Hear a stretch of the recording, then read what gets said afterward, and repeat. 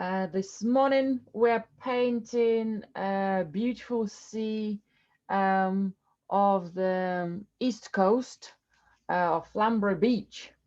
So we have two rocks which form our composition. We've got a gorgeous gap, almost like a tunnel vision, a tunnel view between the two rocks from the cave, with some water coming in, lovely gold, lovely emerald greens, sap greens where the light is. Got some beautiful blue sky and some clouds. So let's build up our composition. Let's find the space between the two rocks, what we can see behind, and let's identify the shapes of those, the amount of water we've got at the front. So I'll start with neutral colors, white, oak, and violet. Mix them together, have a paler color, a lighter color than my board. So I'm painting on a violety color, so it's violet and ochre background with a bit of white. So let's sketch the big shape first.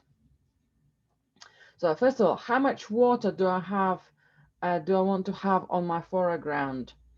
So that will give me an idea of roughly where the rocks are going to start, maybe somewhere here. So it's about, so if my board is, if I'll find a halfway through line, so it's probably almost like a quarter where my line might be starting, a quarter of the height of the board. Okay. And what I'll do here as well, I'll use a little bit more straightish lines just to kind of almost like break down little blocks to find my curves, but I'll keep them a bit more blocky and straight, and just to give myself right where this dark big rock is going to be. It's right in the center of my paper, yeah, on my board canvas. Maybe just tiny bit more towards the center, and then might need to go back. I think this might go a little bit higher. There will be all sorts of shapes coming up from this rock, but overall it's almost like a box like this here, yeah, if you think about it, and then how it's curled away, maybe that's where it's going to be a little bit more forward.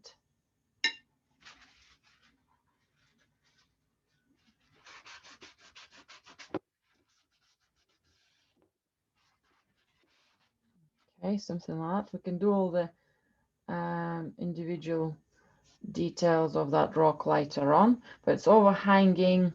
That's how we've got a bit of light on the water here behind it. And then this side, okay, so that's curls up a bit. And then we've got a small gap. It's almost a little bit following the similar parallel shape. And then it's goes out, got that bit more of an opening. And then it again curls back.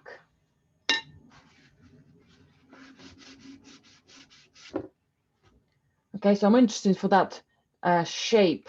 I'm interested in how that shape will look like at the top. Has it got that nice kind of hugging type of window? Okay, and we can work into the details of it a little bit more in a moment. So that is our overall shape. The horizon for the water, there's a bit of a smudge here in the center. I think it must have been some water droplets on the lens of my camera. So I think the water horizon, where the sea horizon is going to be somewhere here. But in about this area, we've got some light coming in and gentle diagonal. So that's how the water, the color of the water is going to be changing. And then there is a nice light going somewhere between that space, yeah, where the opening is of the cave is somewhere here. So we're going to have a little bit of light area, bluish colors coming across. They do come up, you know, almost like under the shape of this rock. Yeah, so it's going to come up a bit more here, and it might just very, very gently change in color. That's how it's going to be, because it's going to be so dark. We're not going to see as much of it, but it's going to come up there. What's happened to the rock itself? On the right hand side, we have another overhanging darkness, maybe somewhere about here. So let's find that angle for it. Okay.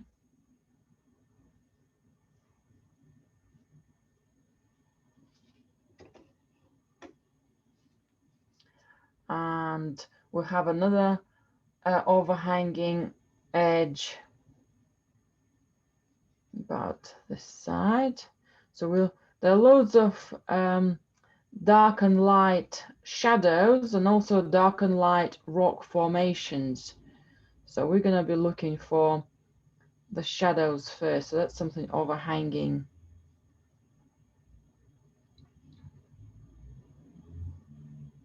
Okay.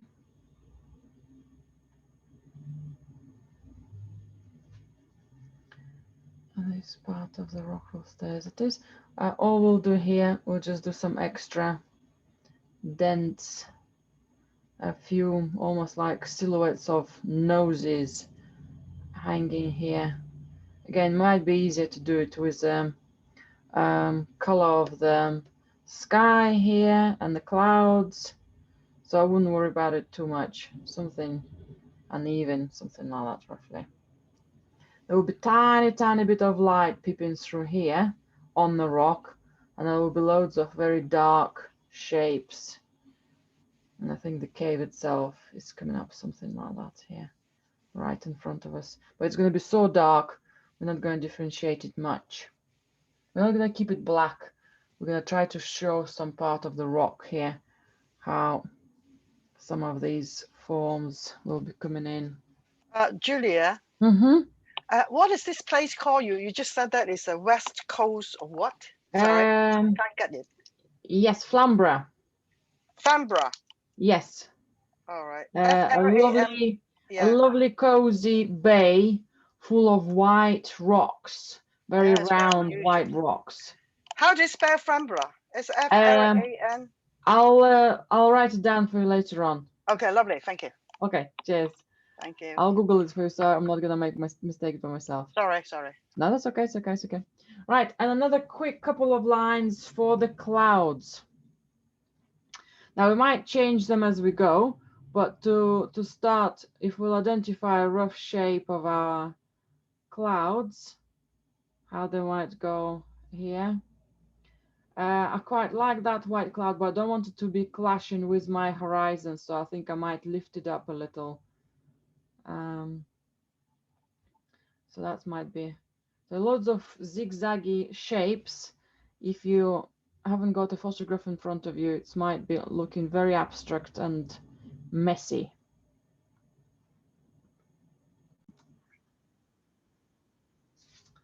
Okay, so I'm going to have some phthalo blue.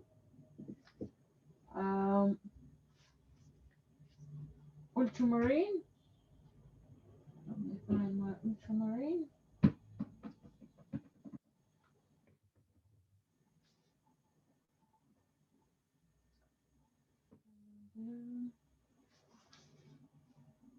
Ultramarine. Some extra white. A little bit of violet if you need to top it up, and emerald green.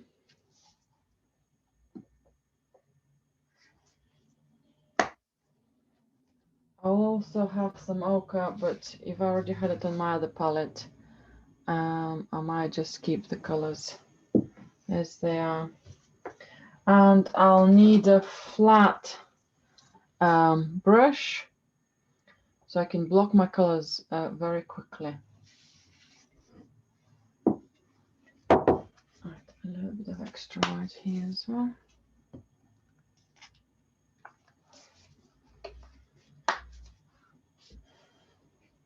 Okay, that's good.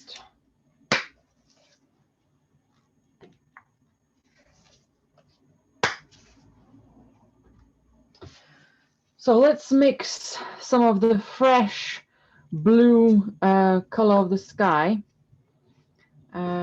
I'll start applying some of the first colors here, and then I'll adjust the color of my camera just to see how that will work. So phthalo blue with some white, nice and strong. Let's just have a look at the darkness of it, maybe a tiny bit more darker, to have a very nice intensive blue. Okay.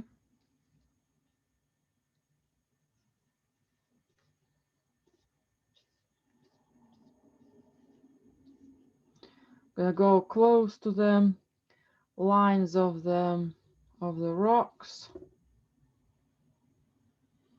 I can have a hint of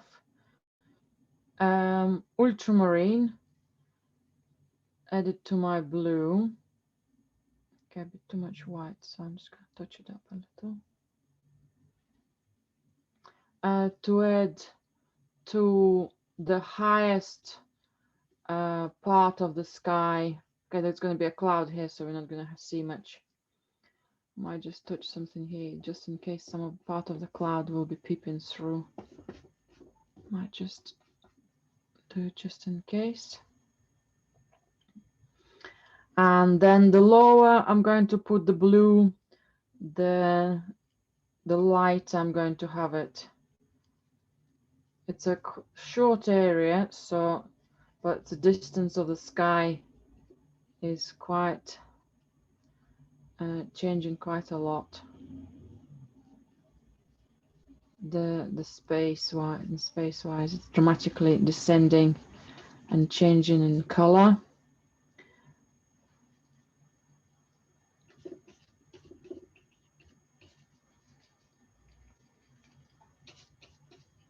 So I probably will break this whole shape of blue into 3 sections of darker blue, medium blue, and a little bit paler blue. So they're very, there is a very small change, but there is a change. In the bottom part of the section, I can even add a hint of emerald green to my blue as well. So it's becoming a tiny bit more turquoisey in looking, in the look of the color.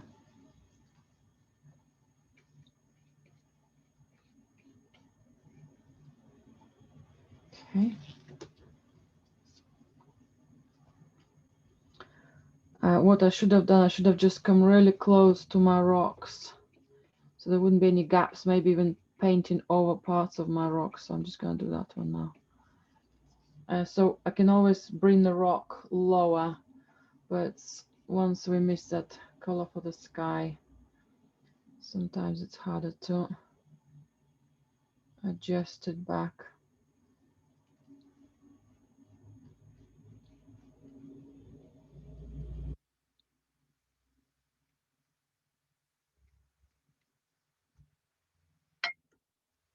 Okay, just to soften it, I'm going to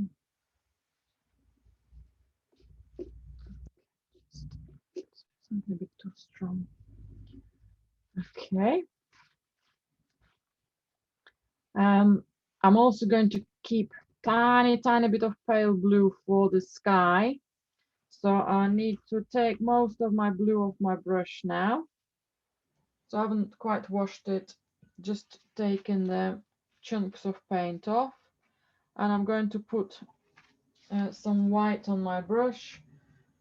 So then that pale blue will come out from the bristles and will remain, okay, quite pale. Actually, that looks too pale, so I might need some of the blue on my brush back. maybe a bit more ultramarine than phthalo blue. And let's just see how that will look. That looks too pale. So slightly more of ultramarine in my brush. Maybe even a hint of emerald green again. So it just looks a very pale, but very much different blue from that one. We're gonna have the white clouds above, so we can't have it too white. Okay, that thing might need to go even darker than that.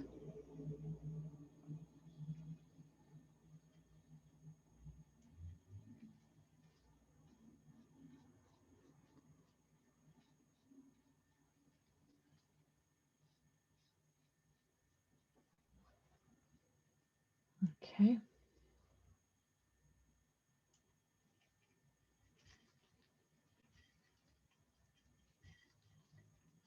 And let's have a tiny bit more blue. I think I need to adjust my camera because this looks very pale white. So for the water, I'm going for phthalo blue and some emerald green. Just want to make the gap between the two rocks a little bit paler. Maybe some tiny bit of a darkness to differentiate our horizon.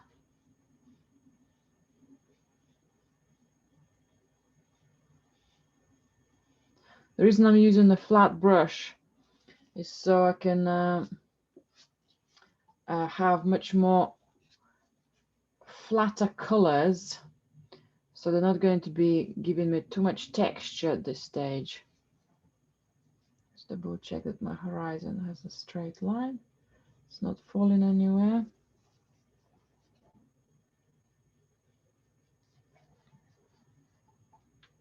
And then I'll paint a little bit more over the rocks deliberately, because I can't paint them in front over my water. The low I'm gonna go with the water here, a slightly darker color I'm going to be introducing, because then we start having shadows and we also have reflections of the darker rocks in the water. So I'm just dabbing a tiny bit of darker blue and adding a bit more darker strokes. Now here I'll just leave, just for guidance, few strokes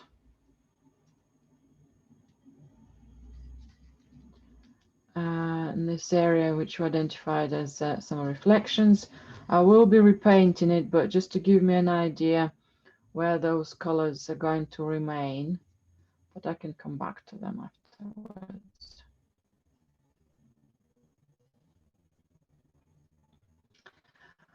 And probably would want to have them a bit more repetitive at the moment.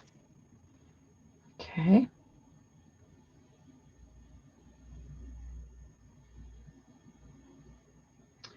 Right, so I've got pale blues out of the way.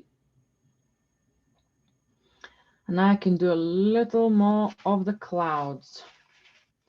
Now the clouds look like they could be really bold and white, but we need to be careful with it so they're not going to be lost within kind of like a black hole, like a white hole, just glowing white. So I'm going to start with the shadows. Well, I'll just go for ultramarine and white, and I'll paint the shadows of my clouds first. So we have a chunk of a cloud. So it should be looking like a pale grayish blue, yeah? Well, grayish in comparison to the other boldness of the blues, but I'm not adding any black or gray to it. Tiny bit darker. So it does look like a shadow.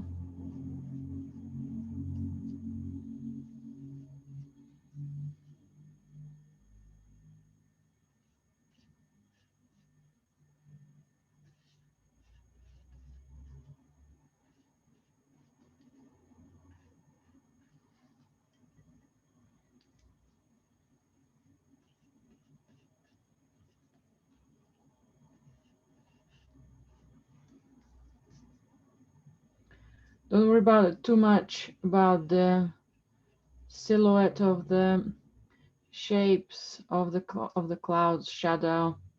Just for now, maybe just paint big chunks of it. Okay, I think that diagonal might just come up a bit more here.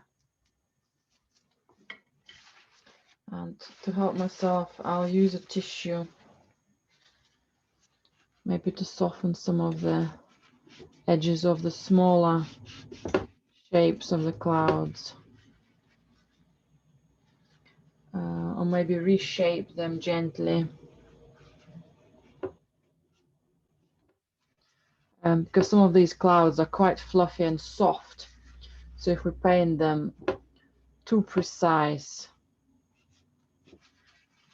they might be looking a little bit too fake. We're going to try to avoid any deliberate shapes which might remind us of silly animals or silly something recognizable. If anything like that happens, we'll need to look back into it and amend as much as we can. Just a tiny bit of extra light coming through on the border of that cloud, and the border of this shape, and then that border of the bold white. I'm not going direct white yet.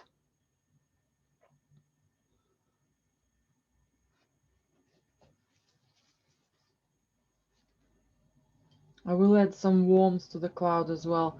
So far I'm just putting my brush into some white, but whatever is left on my brush from pale blue and ultramarine, that's going to remain. So it's not quite a fresh white yet. So I just want to have a bit more of a fluffy end on this corner. Again, we can define the edge of the rock here by painting the cloud or painting the rock, or a bit of both. So my main mission at the moment is to have established this highlight.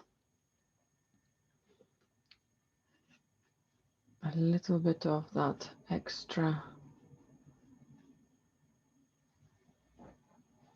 white developing.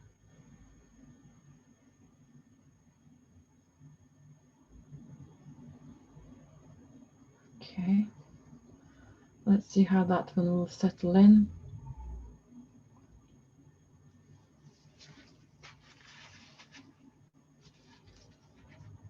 And again, back to ultramarine and white, and we can do the cloud for the bottom here. I think this one might need to have tiny bit of violet in it, because the colors in the bottom are quite pale. So they, if they stay in the same in darkness, they are very different to the colors themselves. So tone might be a little bit similar, maybe a tiny bit more darker. It does clash. It is clashing a little too much.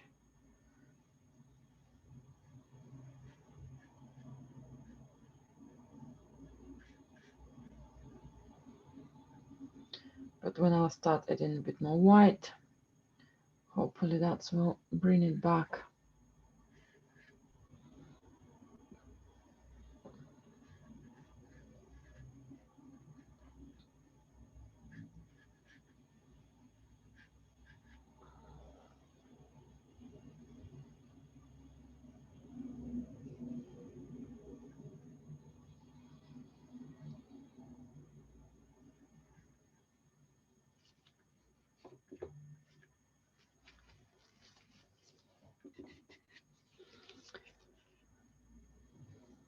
feels like I could add with some extra elements of clouds elsewhere above. But it is because I haven't painted the highlights of the rocks here yet. So I might just put a little bit and resist of putting more.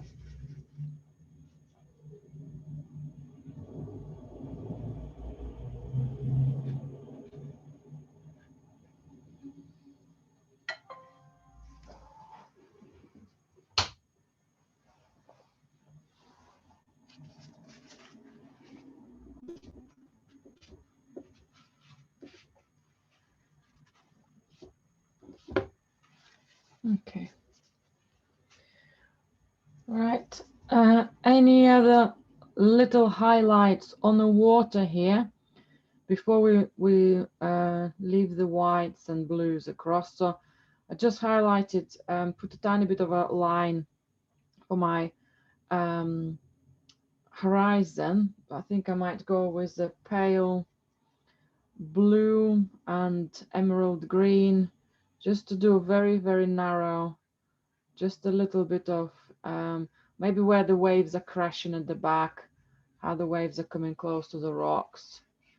Not too strong in the sharp edges, but tiny bit more diluted or smudged, because they will be coming up a bit more sharper close to us, although the tones will be changing. The darkness will be getting stronger close to us, but for now I might leave it as a little introduction to some foreground marks. That's good.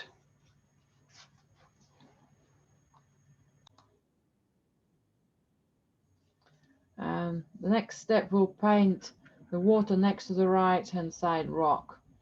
We'll use some phthalo blue. Sorry, we're going to use some emerald green. Emerald green. If you have got a little bit of phthalo blue on your brush, that's fine as well. Phthalo blue, a bit of white, and some ochre. So you need to have quite a warm, light color. Let's have a tiny bit more ochre for me.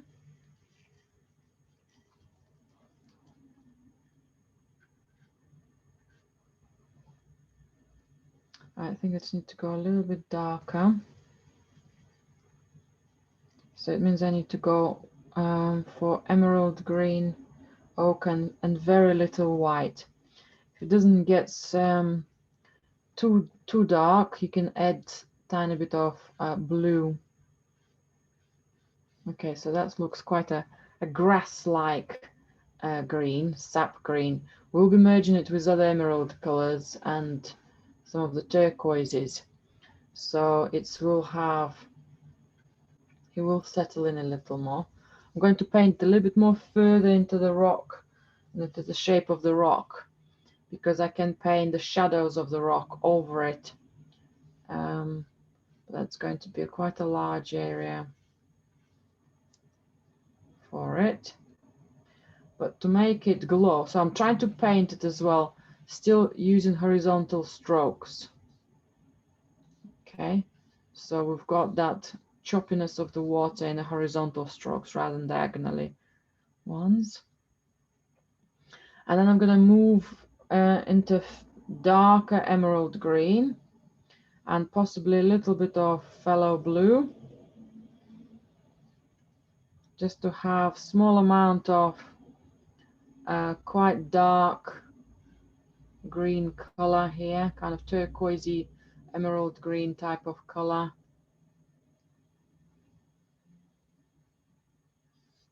Perfect if your strokes are still wet and they gently blend. So if you're painting in oils, that will be quite a good one. Or just make sure you have enough paint for it to merge.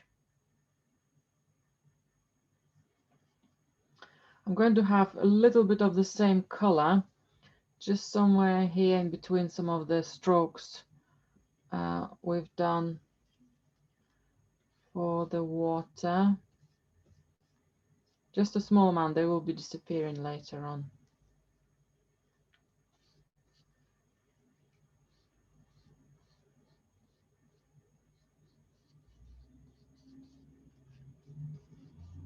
Okay, so I'm exaggerating how much of it I'm going to have here, but it might give me an idea of the larger strokes or some other, a little bit of that color still remaining in some places. And then I'm going to increase the amount of green and blue again together.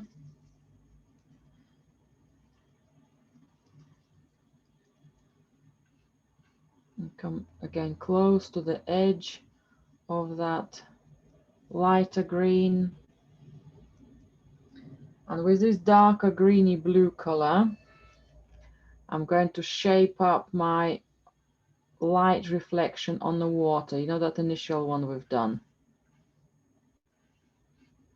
So if I'll just shape that one up gently.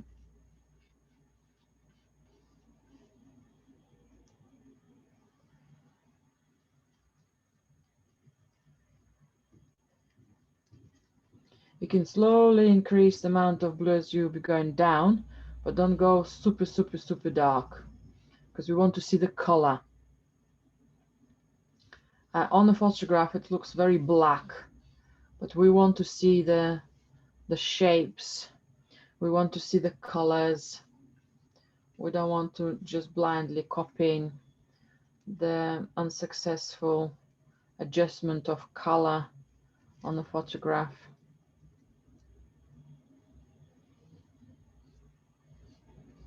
If you're preserving some of the paler green lower,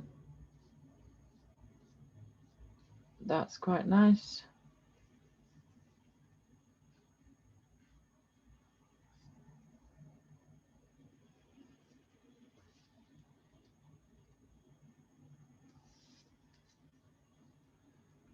Maybe some of it gonna come up somewhere here as well. So that's the same darkness of blue and green, phthalo blue and emerald green together. A very minor amount of white in it, but there is some. Again, what was left on your brush. I want to have some darker colors on this edge, but if I'll bring some of this bluey green now, some of it might remain and give me a nice feel for it. Okay.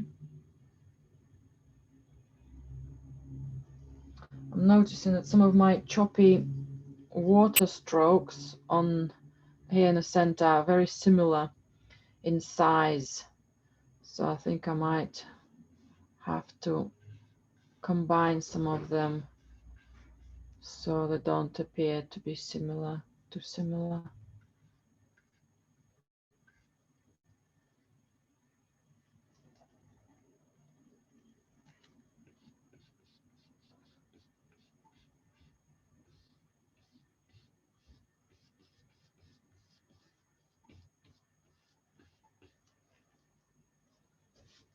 Okay.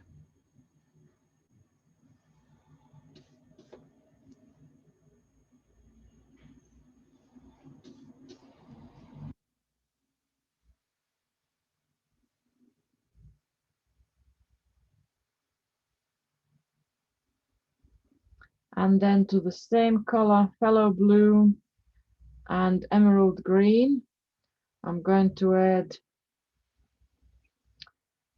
some violet just to make that color extra dark. I could have gone for black, but I want to preserve the boldness of the colors.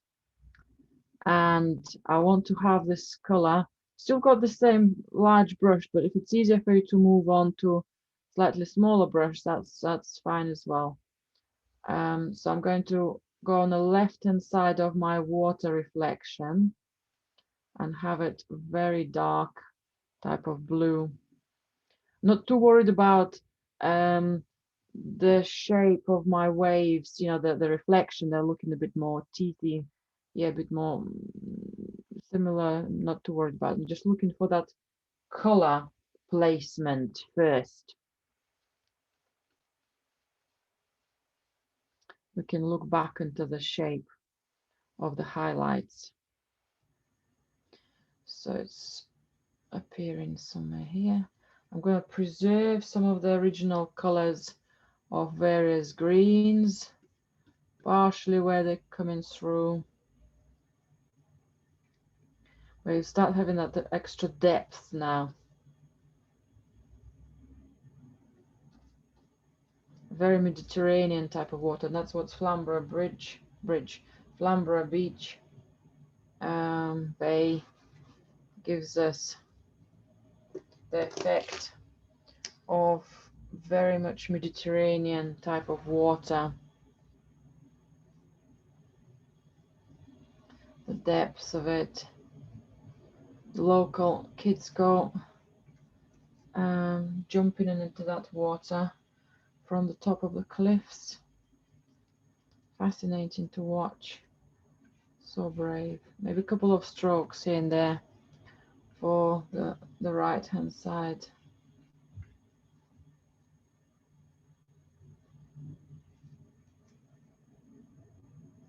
I like some of the browns left here for the moment, but I think the browny violet colors, yeah, from the background, but I think they might need to go.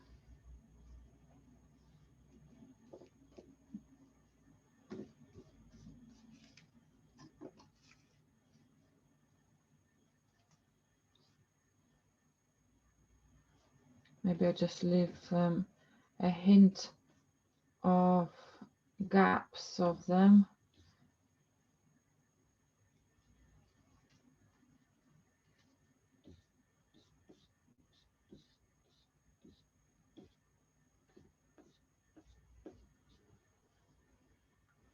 No, I think that they were quite nice, but I think that actually it is better without them. Okay. And while I have my paler blues, I can now fix some of the lines of the choppy water. Sometimes it's easier to fix them when the darker blues, darker colors dried. So double check. But I'll go for much darker color to combine them, kind of to bridge them together. I don't want to have the dark color coming too close into the highlights, but I don't want the highlight going too far into the shadow area too. So it's darker strokes. Right, my round brush don't think will do me a good job, so I think I'll need to move into using my flat brush, just smaller size flat brush. So possibly emerald green, phthalo blue together with some white.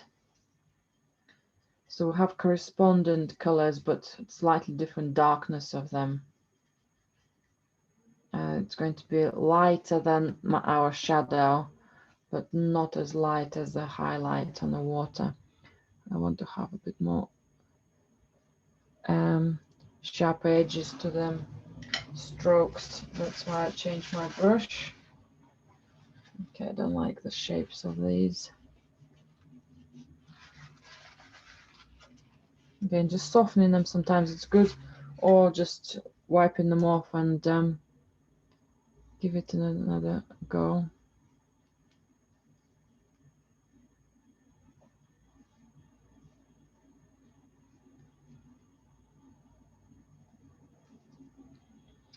That creates an extra reflection shadow.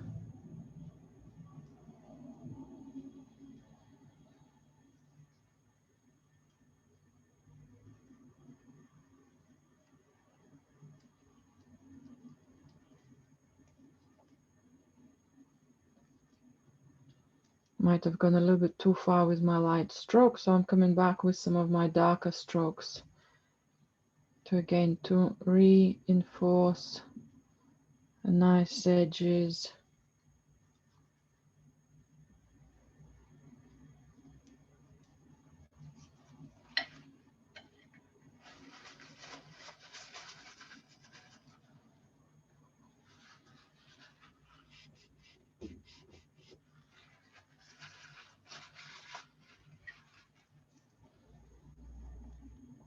Okay, that's looking better. Now I'll go for a tiny bit of paler highlights again on top to bring that light a bit more stronger, so it doesn't look like a bright day for the sky, but it's a little bit more overcasty reflections. So I'm going to bring more fresher white with blues together, so it's not too smudgy reflections, but much more sharper.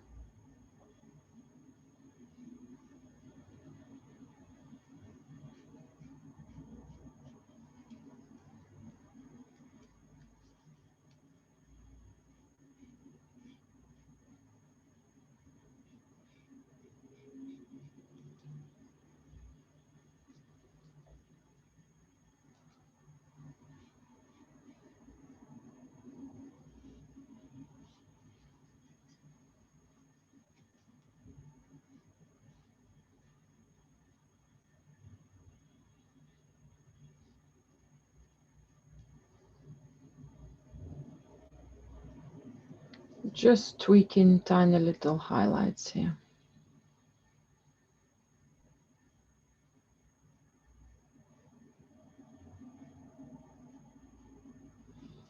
Maybe dotting a few sparkles. But again, that's more of a final touches. We haven't done the rocks yet. So maybe something like that will be more appropriate later on.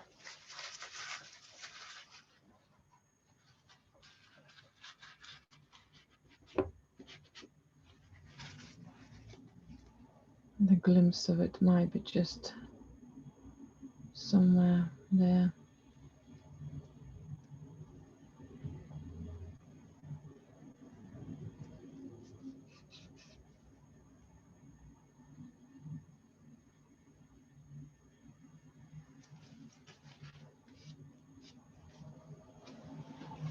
Okay.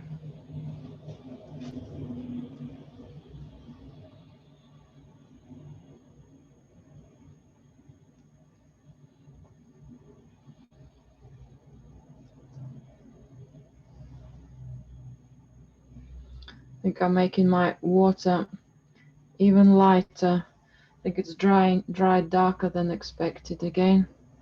So that horizon looks better now with a bit of extra highlights on it.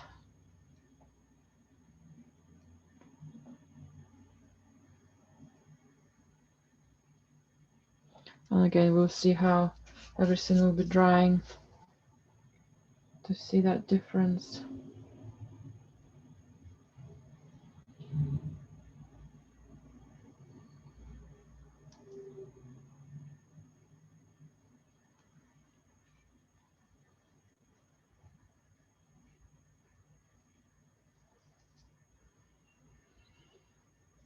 Okay, this is good.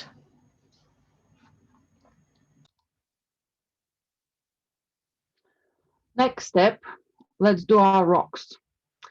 Now we already have a lot of dark shadows on the rocks, so let's establish our highlights and medium tones. Now, if we'll put directly all the highlights, they might start clashing with our sky and, well, mainly the clouds, really. So let's go for a bit more of a medium tones. So it will be something overhanging kind of on the right-hand side of the rock. Maybe that flat area here. So we've got one direction, another direction, and maybe the lower part here as well. The most bold lights we'll leave till later. So I'm gonna start with violet and ochre and some white. I'm gonna keep it more into the violety pinky color rather than overly yellowy color. Okay, and I'm going to keep it a little bit softer, runnier, just to find those shapes. Okay, so that's quite nice. You can have some extra yellowy highlights on top of that medium tone, but let's preserve it more of pinky violet browny color, yeah, rather than going into the too much yellow. So let's block all of this area here. If you do it a little bit more into strokes and some of the darker browns, violets remain from the background color, that's brilliant as well. Well, that's brilliant as well. Just ran out of paint already, so I'm topping it up. We've got some sort of curves of part of the rock here. So I might just help myself with some of maybe strokes. Let's find this again, silhouette of this darker shape part of the rock.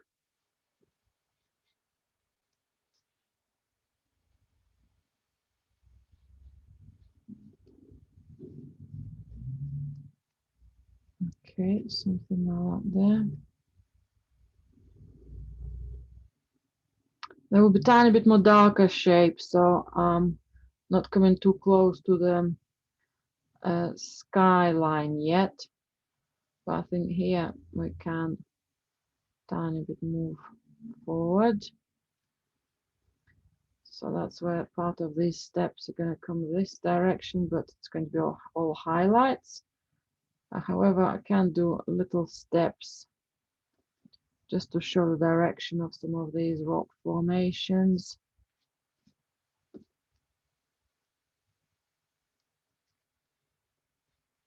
It's almost like I'm doing a monochromatic, yeah, plan. So I already got something dark, I'm doing something medium, and the highlights will come in afterwards. Okay, maybe there's some line type of edges for this shadow, and a little bit over this area. Okay, I need more paint here now.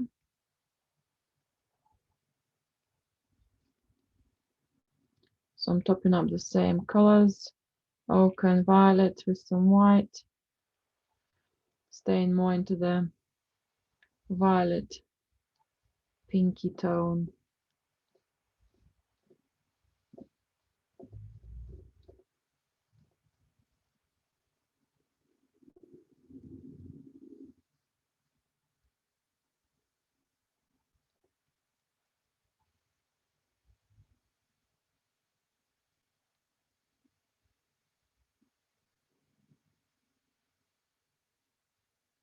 The rock on the left hand side is very dark, but I don't want it to be black.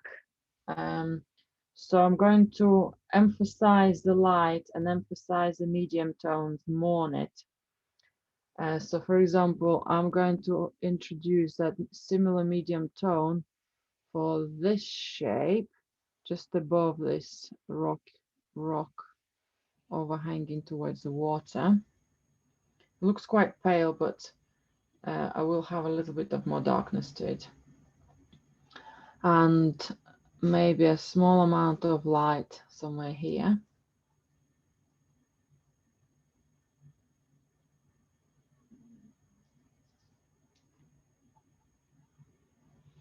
Then I'll get more violet and ochre on my brush. Keep it much darker and probably work extend. Okay, that's the same color, so maybe a tiny bit lighter. But in a way, that's what I wanted, just a subtone to my existing background color. Just to bring this part of the rock a little bit more close to us. It's almost like it's stretching towards us, yeah? That's going to overhang there, and this is going to stretch towards us. It's going to be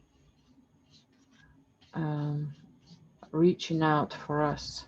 I'm going to do some shadows there, but I'm going to have some of that foam staying close by.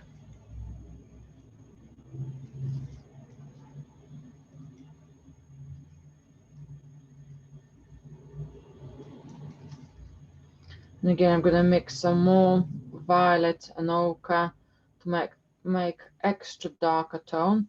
Hardly any white in it. Quite strong darkness. Just to have a little plan. Okay, again, you can see small change in there. Actually, you can see it better on the screen than I can see it on my board. So let's see, maybe it will dry and keep dark.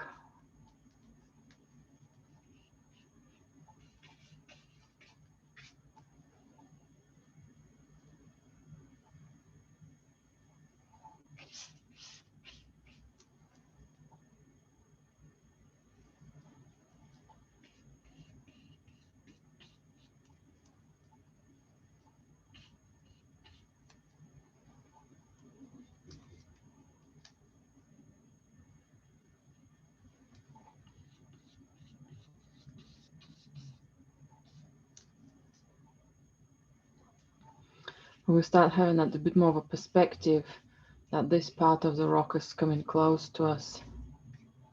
Yeah.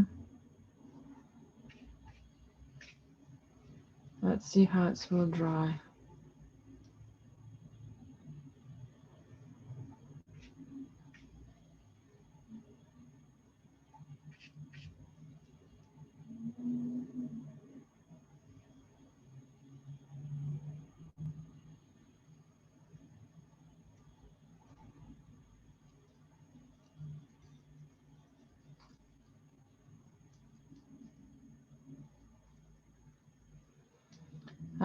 I'll do tiny bit more darkness on the opposite side and the right hand side. I think I just broke it a bit too much with these little highlights. It's too early to break them down into too many little highlights.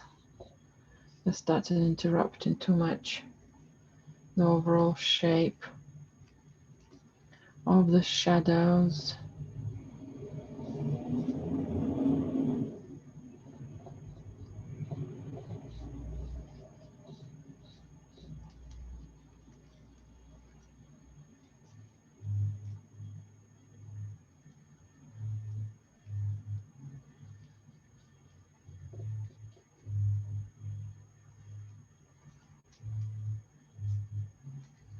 And I can paint a slightly overhanging ridge here as well.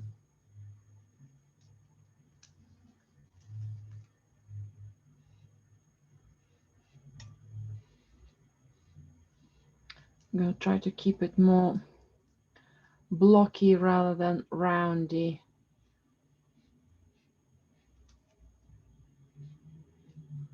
I'll work with some, again, back into it with some medium tones and some highlights, not to keep it with round edges. I'm going to start adding a small amount of ultramarine to my violet and ochre,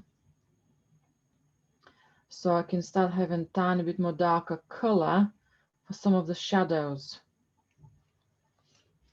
So for example, like I've done it on this corner, we'll see how it dries. It looks extremely dark at the moment, but which I don't really want to have it as super dark. But let's see how it dries. Let's do small amount of it here.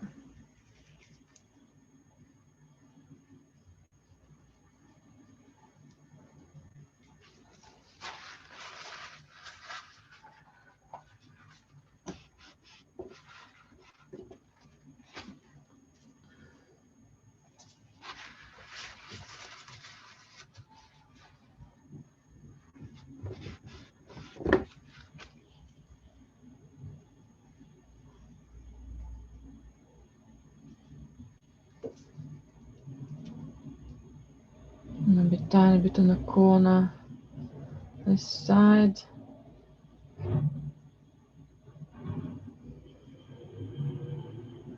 A shadow.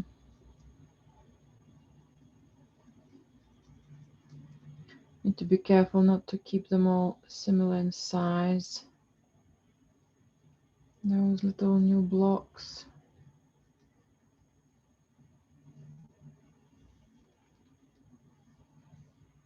Or not keeping them too much as lines. I need to stay shapes.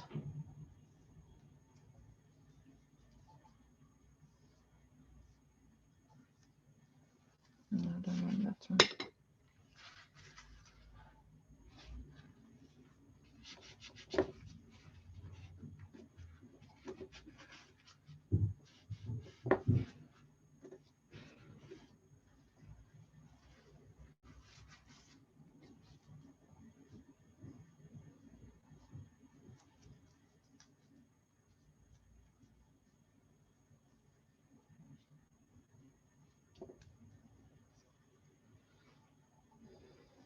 Maybe similar violet, ochre, and one of your blues.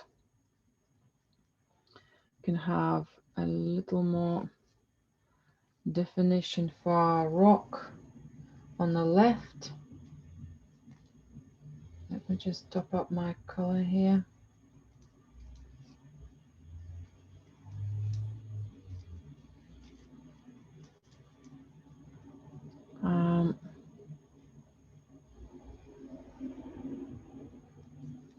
Define the form of our rock a bit more. If you still want to preserve some of the edges you like, do that.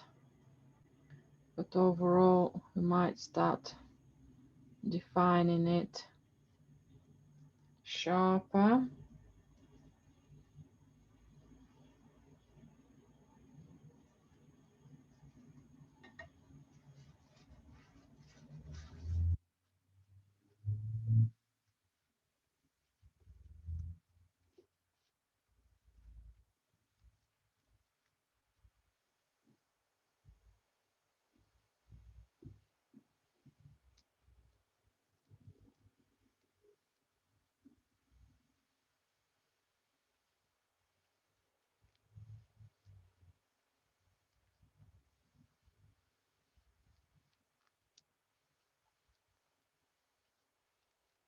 Quite like leaving some of the highlights in there from the previous colors from the layers. So I don't want to be all dark. I don't want to be all similar.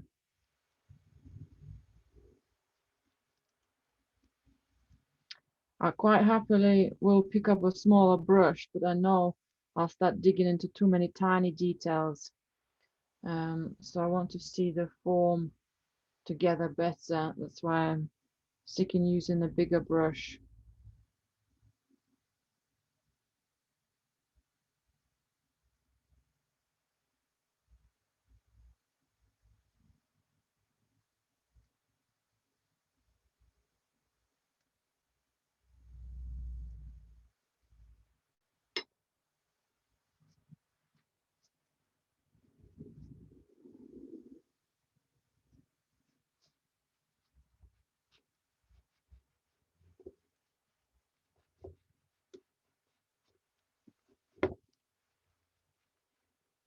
Come out too smudgy, too wide edge for me, so I'm going to move it back, set it a little bit back.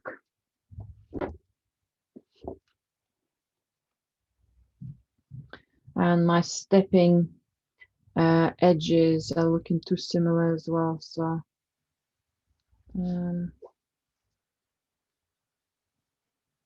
I need to be careful in shaping them up in a more exciting way, not too repetitive in size or texture.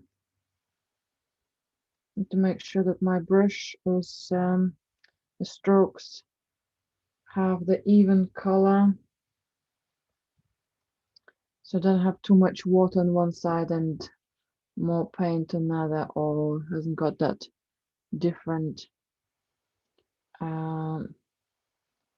tone.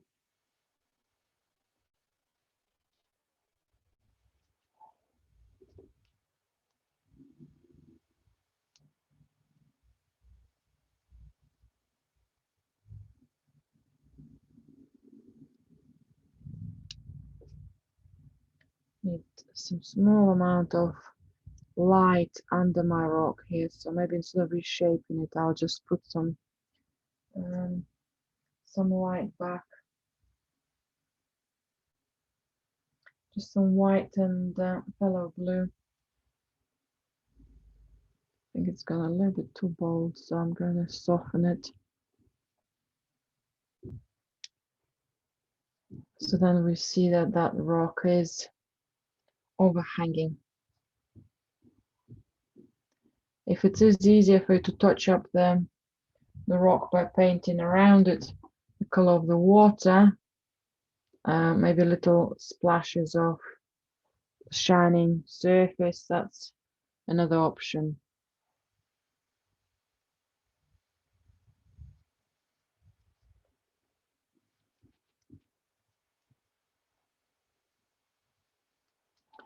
Just be careful so you don't smudge that color of the rock into the water, because you'll end up with more of a browny violet color in the water, and we want to have it fresh.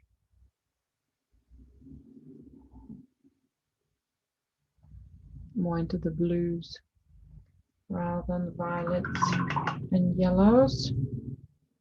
So okay, those ones are tiny little nuances here.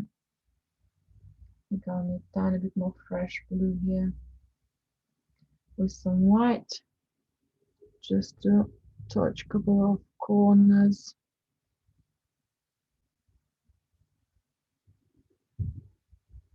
Which I think will be important to me, as that's my key focus of the painting.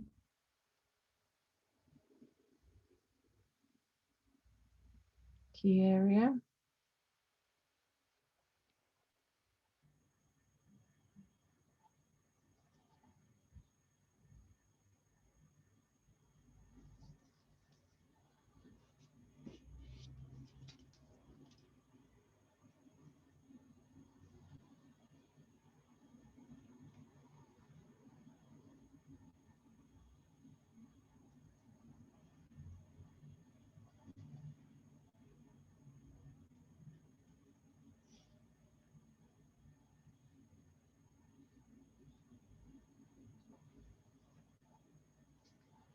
It gives me more freedom to do some highlights now, because I know the silhouette of the rock is in its place.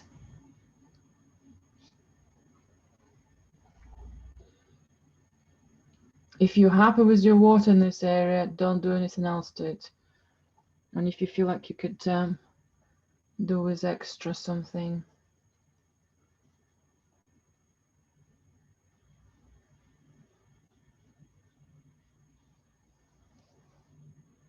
Okay, I've got a bit more of a focal point here now.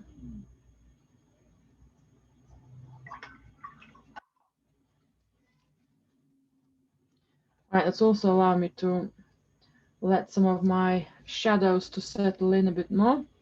So I can go a bit more stronger with other blues, blue, violet and ochre colors. Some more of those shadows building up. Let's just put a bit more on my brush. So for example, we can have a tiny bit of it somewhere here, or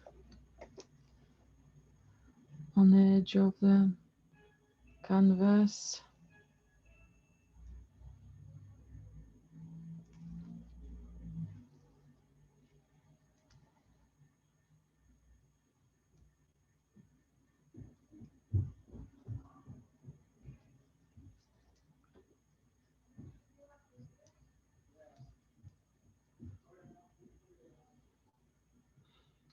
Maybe a little shadow on a small rock here on the side, building up, down a bit more texture to it.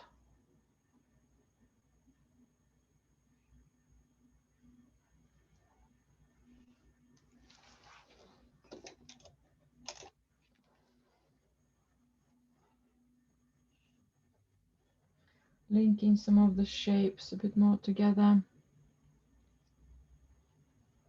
I have moved into my smaller brush, I think, because I just want to touch up some of the finer lines rather than the bigger shapes. Maybe some of the edges of some of that rock coming together.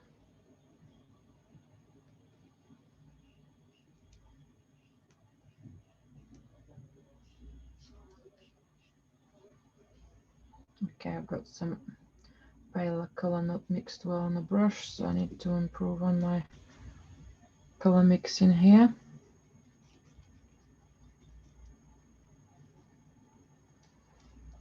So I'll have to lift these smudgy lines.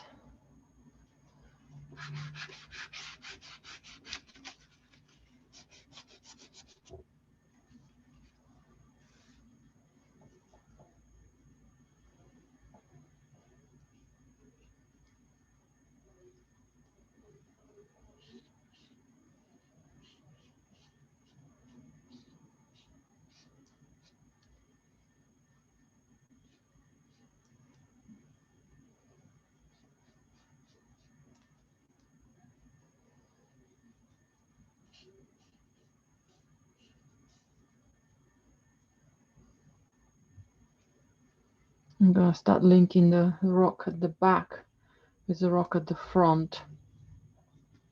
That's where we'll need to move into the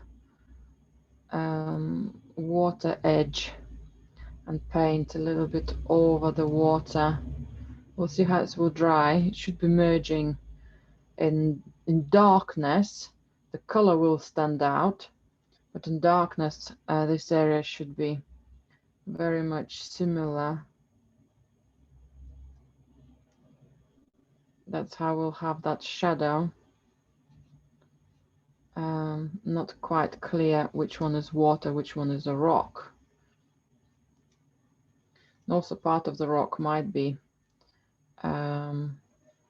seen under the water, so if we do have extra strokes going into the water line, that's all good.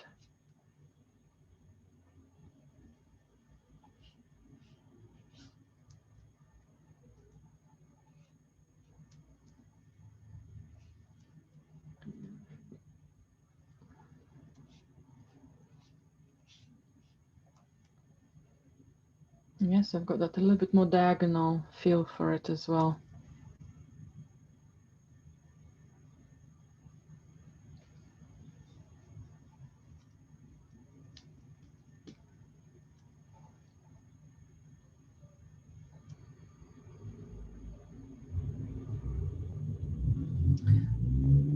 I'll do some extra highlights now. Well, in a moment, just going to touch up the corner of this rock right on the top. Give it a bit more body. Okay, tiny bit more darker.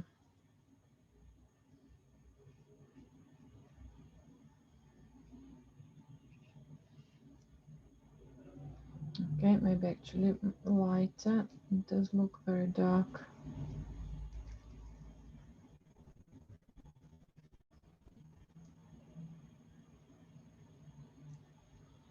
Okay, back to square one. So let's do something in between.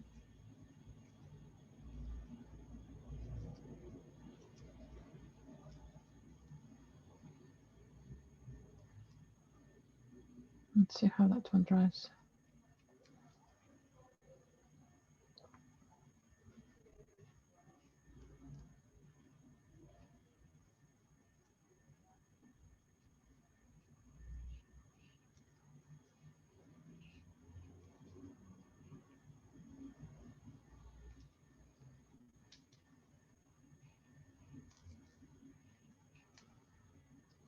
let's see how that one dries.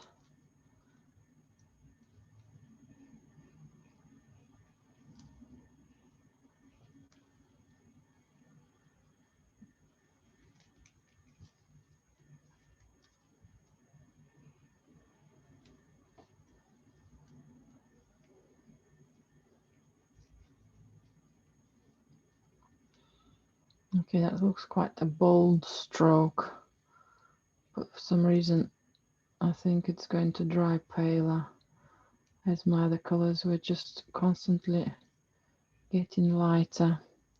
So I might keep that one for the moment. And let's see what's happened to it. And then I can also do similar light, not for this area. Just accurately, a couple of strokes, dragging across this rock just to show again the surface of it.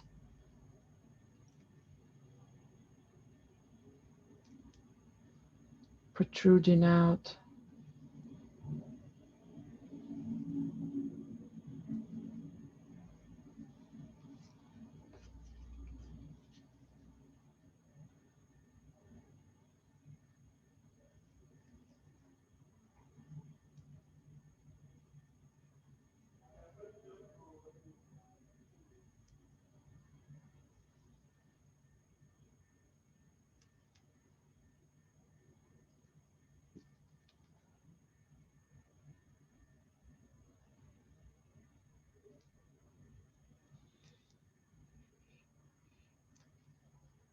Okay.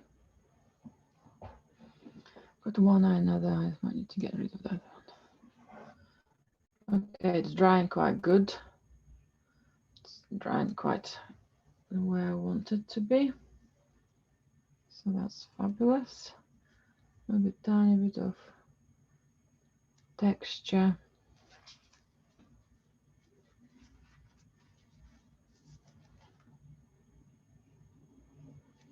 Coming in.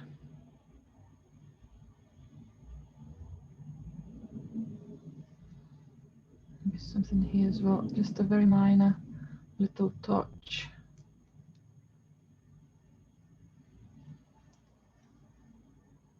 Again, just gives that sense of movement towards us, movement within the depths of the cave.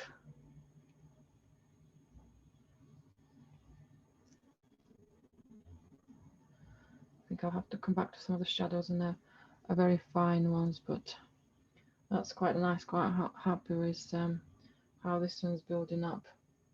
But for the opposite side, right, let me give you a moment to catch up. Sorry, I'm going a little bit fast now. So let's just stop for a moment. So the effect we want is that movement from the sunny day, yeah, from that boldness of the blues and greens, and dragging us in into that cave and where the water is, yeah, getting a bit more shallow. So let's bring it, let's help ourselves with extra highlights now. I'm going to use similar colors what we use for the rock, white, ochre and violet, but I'm going to go now more into the ochre and white. The violet will be just present in small quantities. Let's have a look how bold that could be.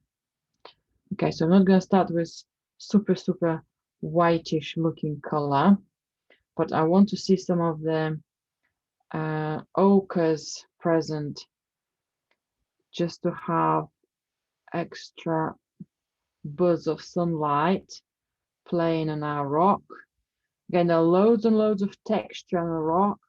You have to be careful not to get overwhelmed with that quantity of it. So let's just choose some of the key shapes. Okay, let's just get a little bit of excitement into that texture.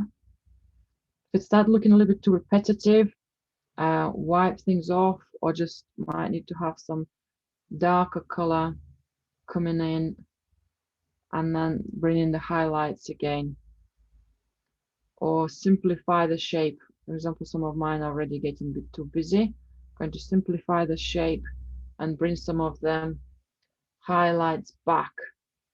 Sorry, the shadows, medium tones back. Okay, let's do some of them big shapes here.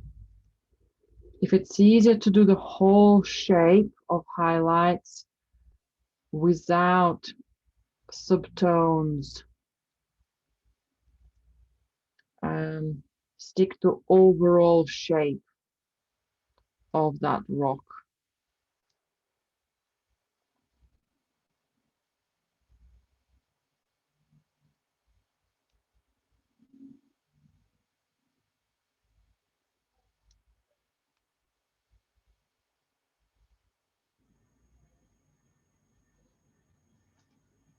So big overall shape first.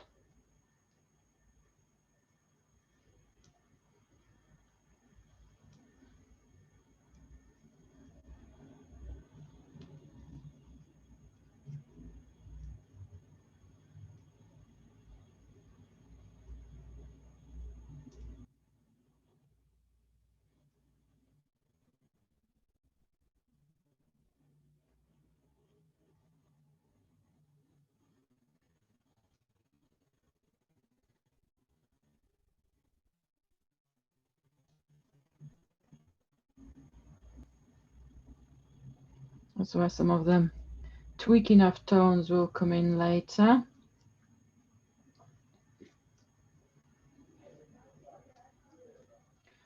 Tweaking, defining of the shapes. So let's do some highlights and find some of the larger rocks and the sunshine.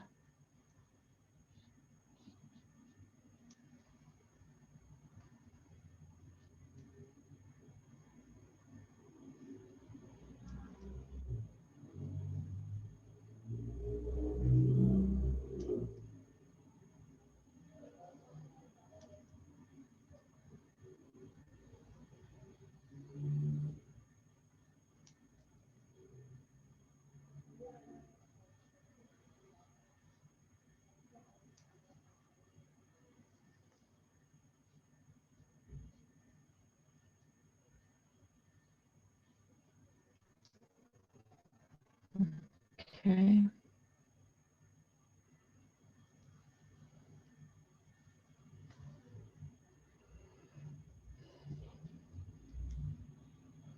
Maybe I can use now this same color, put tiny highlights on the rock opposite.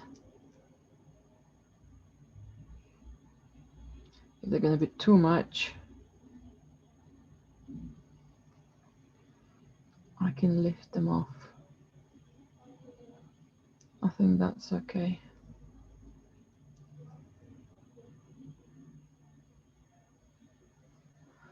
I think it's just about right here.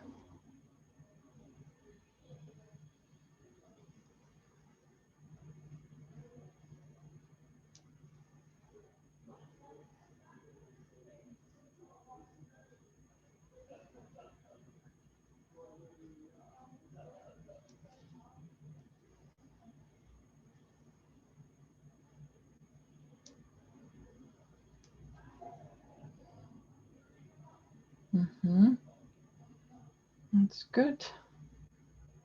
Tiny bit of something dry brushing just to have more of a feel for the light here than anything else.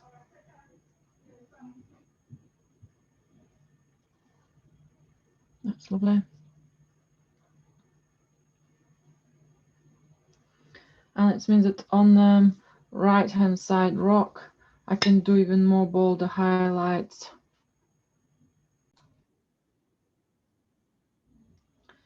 So for this area, I'm going to have extra highlights I'm going to put some more white into the color of ochre, and whatever is left of my violet on the brush.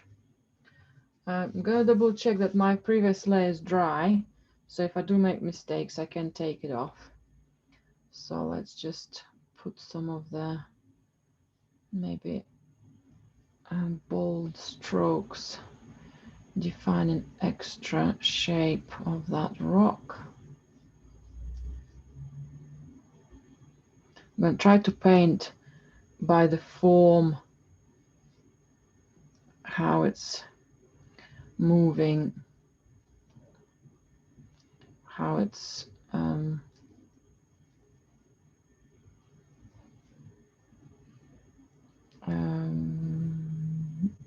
how the part of that, the different surfaces kind of align to each other, like a pie with varieties of layers.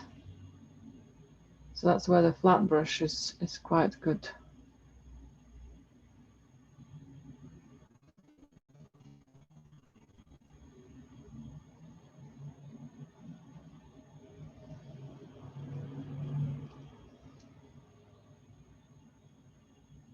It's very tempting to go for most of our highlights, what we've just done, with this extra light color.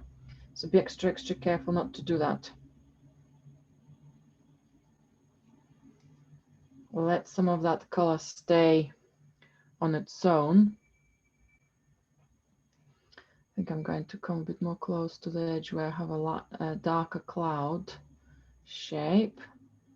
Okay, that's a bit more yellow, so I need a bit more white into this.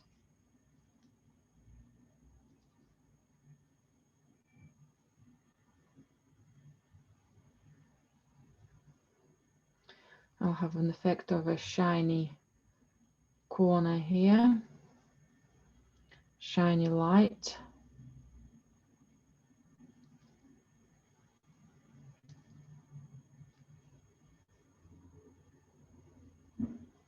Shiny edge.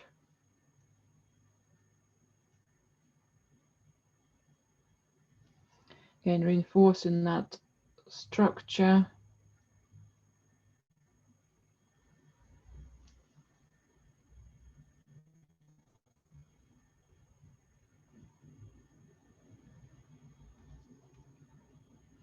And it's the same, very similar bold light right here, quite close to the water.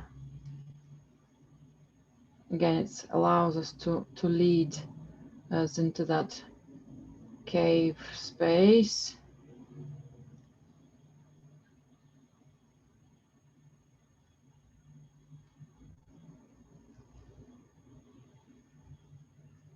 Create extra edges.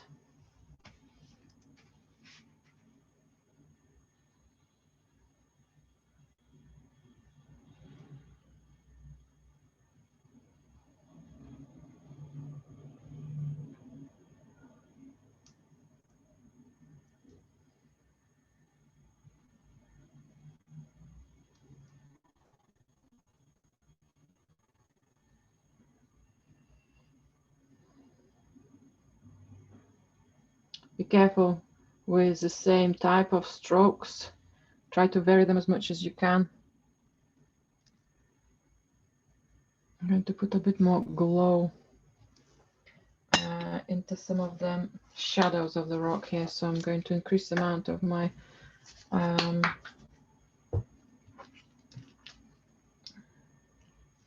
ochre.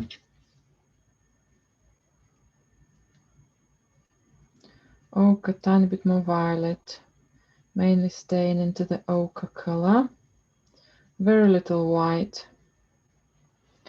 So some of my shadows are going to start coming backwards. They're going to have some glow of golden color.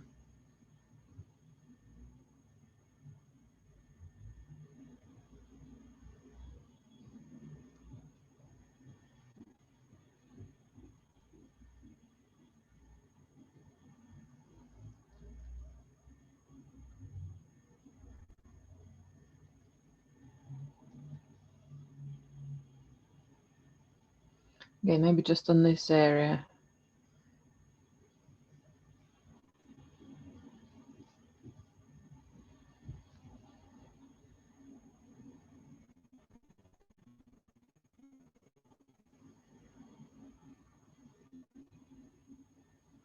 If you put some of that color, you don't like it, take it away. Wash it off. Okay, I'm not sure if I want to keep it now.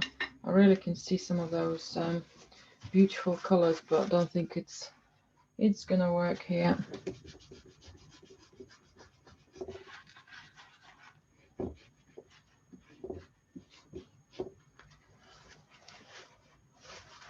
Yeah, it looks a bit calmer.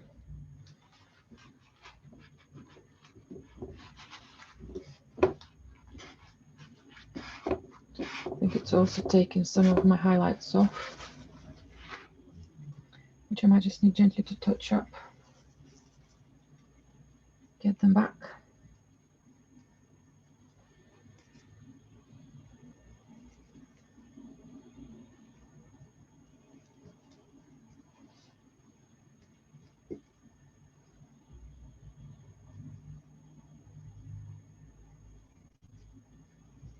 So it's ochre, violet and white, back into some of the highlights. There's quite a lot of white in comparison to the ochre and violet.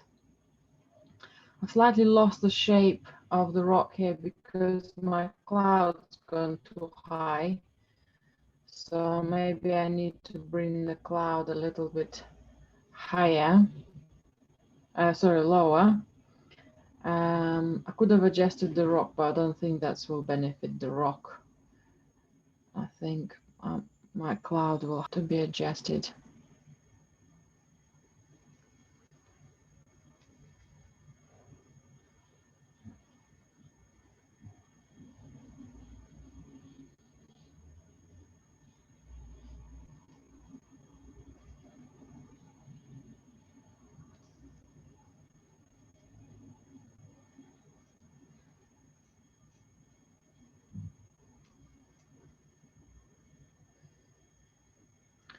So that's that glowing now. Let's do the sky in this area.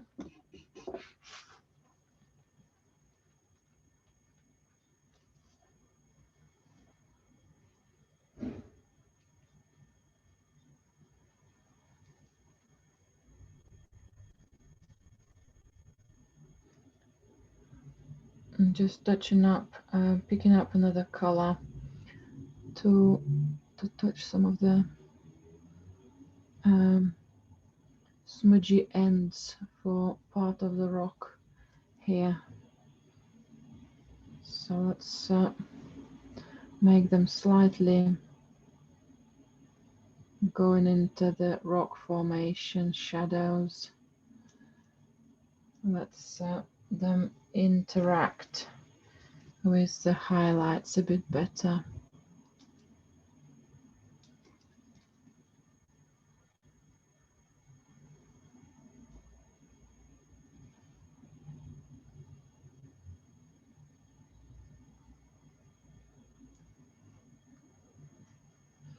Or maybe even lead out from our board. Maybe lead away.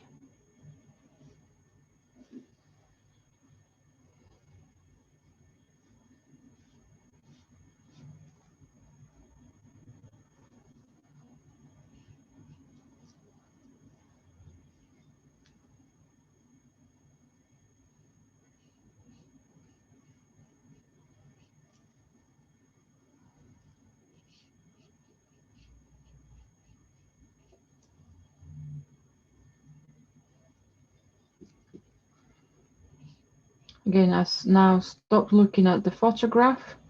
I'm mainly looking at the painting itself, and I'm trying to work into exciting elements which could add value to the painting.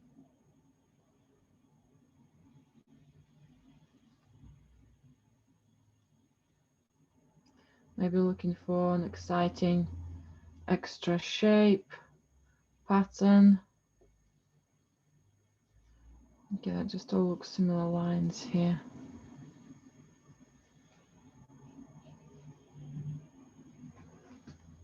Okay, that movement is a bit better.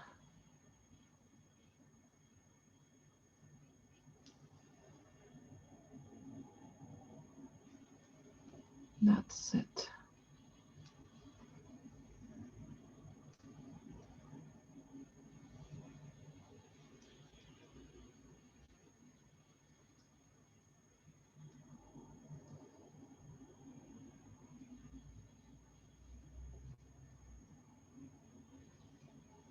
So again, feel the flow of your painting. If it becomes too much, stop. If you're not sure at some point, stop, evaluate it in a couple of days or after a break. Don't overwork it. This is extremely important.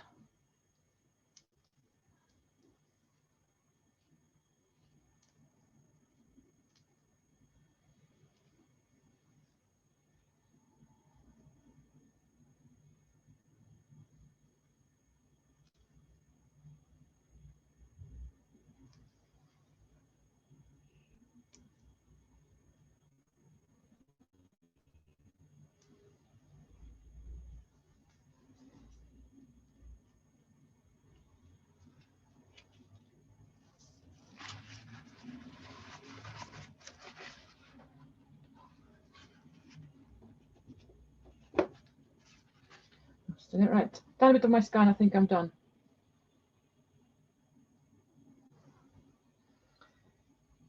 And that's when I start looking back, stepping away and looking a little bit more back. I can do with gentle, maybe in between tones of shadows on the edge here. I think some of the shadows close to the border of my right rock are a bit more screaming with darkness, so I think I might need to soften that shadow, the edge. I need to introduce that shadow back, maybe in small quantities, but I think you might benefit from softening it.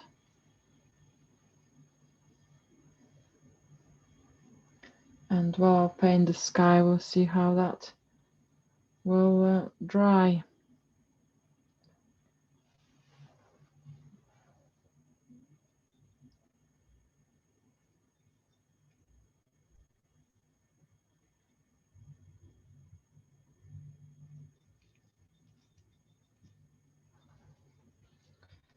I think this top corner could go a tiny bit darker as well. Tiny bit doesn't mean very dark as it's coming out here.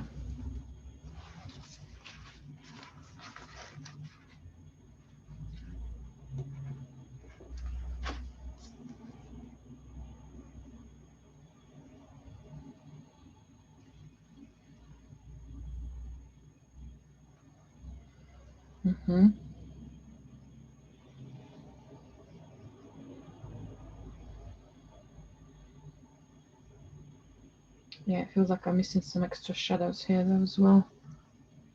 Looks like the light is turning beautifully here. I'm still missing some shadows, maybe in this area somewhere.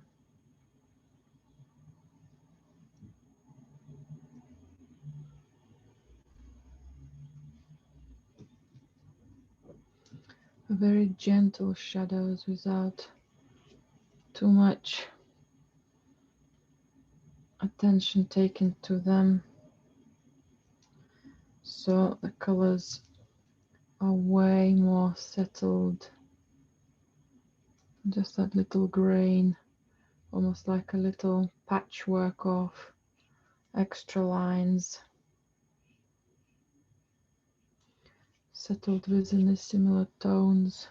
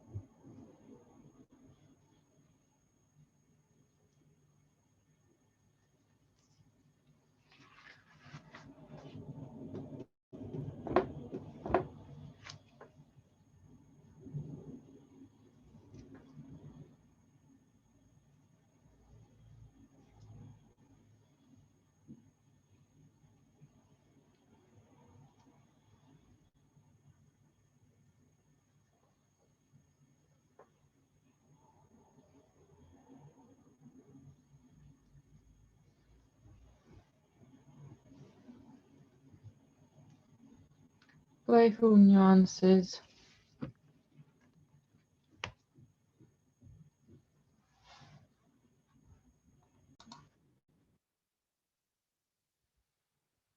Just tweaking extra highlights using small amount of highlights color, but I'm gonna put it as tiny little dots and minor smudges because the areas of the ridges here are quite small, so I just want to have a more of an imitation for that light than too perfect line or defined line.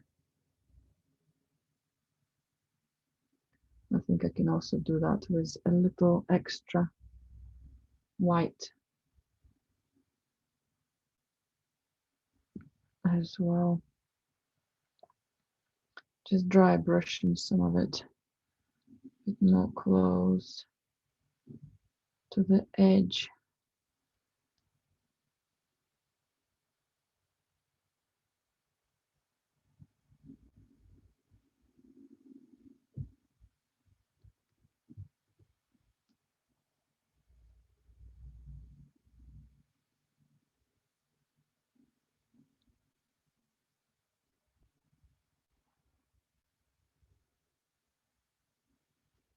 Okay, just broken it down a bit too much, so I think I might lift it.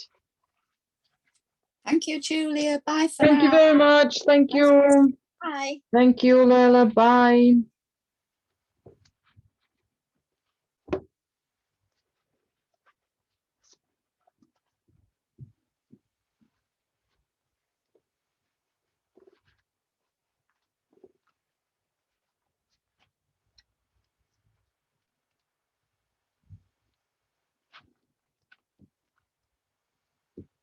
So for the highlight, I'm using ochre and white with a tiny bit of violet left on my brush. I mainly want to have a surface drag of the brush of the color present, those little minor highlights areas here. I want to keep the area looking as a unity shape, as united shape, as a whole shape. And that's where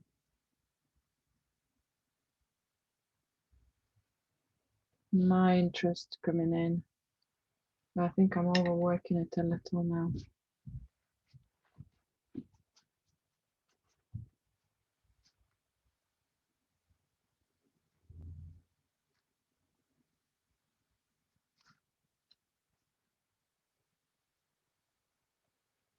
Need tiny bit of thinking time to decide how to overcome this similar pattern of tones. I think I might just make it all again a little bit more medium tone, not a bold highlight.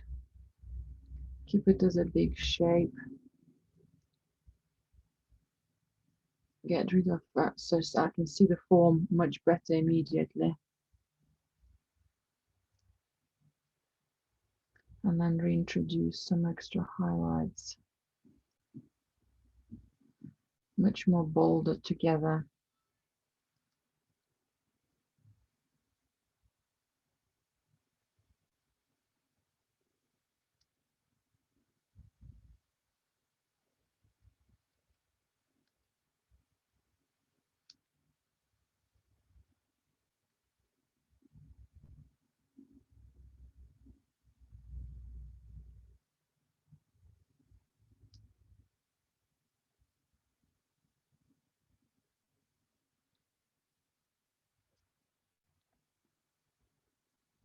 On the screen, it does look very light and just over pale, but it is growing on me on my board, so I'm going to persevere and hopefully it will come out stronger on the photographs. if the video might be a little too exaggerated in the color or in the boldness of the light.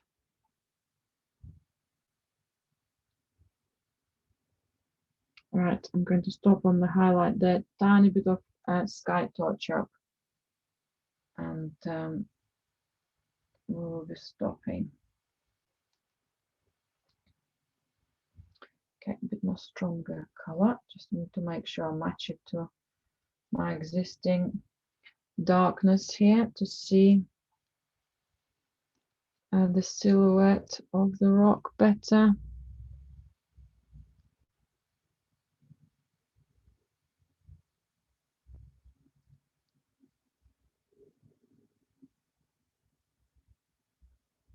Maybe find a nice shape for it. This might be your own different shape in comparison to the photograph or to mine here. The shape of the cloud might change as well for you.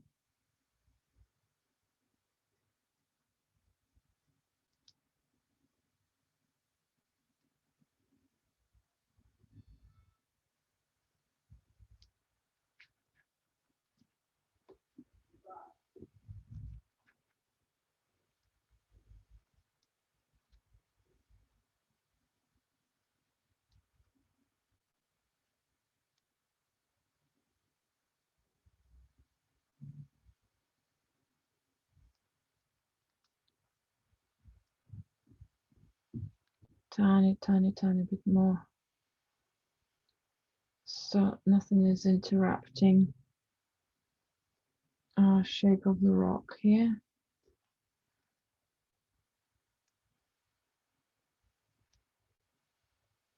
It's a light for the bottom part of the cloud here.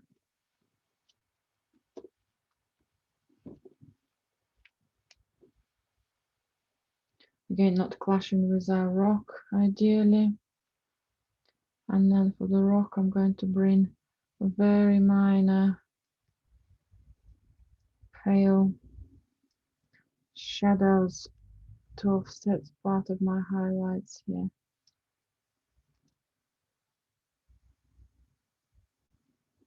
Actually, maybe I should do them, well, when it's dry completely, so it's not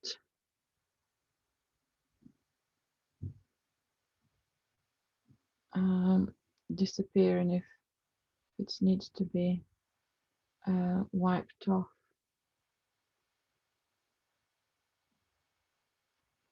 What I have nearly forgotten is to do a tiny bit of a darker line for our waterline here. So a small amount of violet and ochre on the brush. I think probably a round brush will be better for it, because we're going to just to create a small line, touching it up, touching our rock up here to have a small contrast with the water here and there. A little dot, a little mark. Where the rock is turning, maybe there's nothing else in there. Yeah, just giving it a bit of depth. Maybe there will be some tiny bit more of that area, tiny bit wider gap. Maybe part of them. Again, change of the rock formation. Looks a bit too dark, but it's gone too high. Okay, that's good. Might do very minor, something similar here. Because it's on a dark area, it's going to look like it's a minor highlight. Just don't want it to be too straight.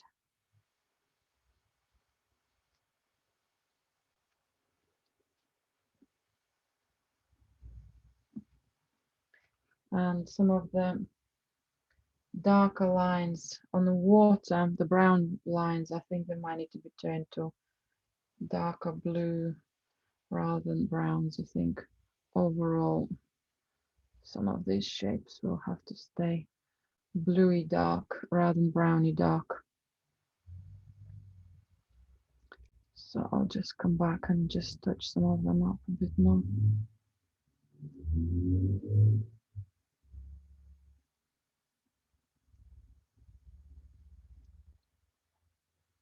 Yeah, I think that looks much more calmer now. Much more calmer. And where I have some of those bold green colors, I think I'd like to keep them green, but slightly darker in tone. So let's just bring a couple of them here. Paler. Using emerald green and ochre and some white. So if you have got some of them left, just touch it up gently.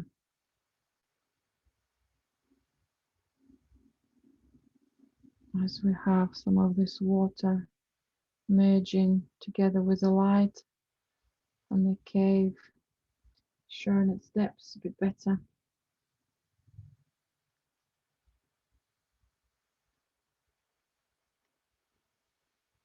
A bit more fresh emerald green, tiny bit of ochre, tiny bit of white.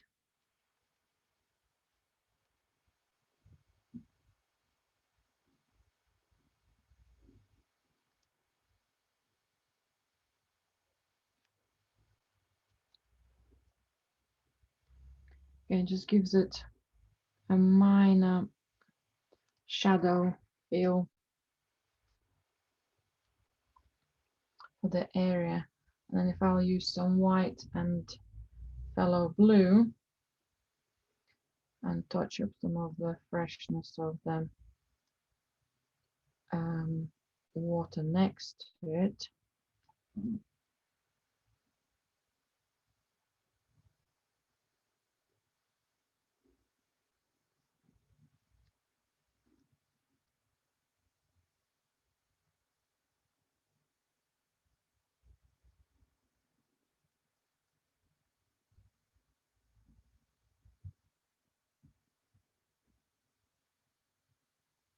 Because this is a foreground, I can have a little playful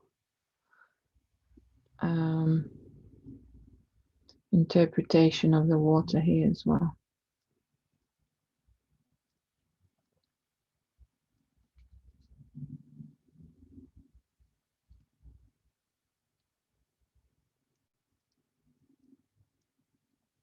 Tiny bit more white. I think I can go with a little bit of extra highlight on the water here as well, just to show the varieties of light here, maybe just across this area. Just flows a little easier and looking at it. And I think we're done.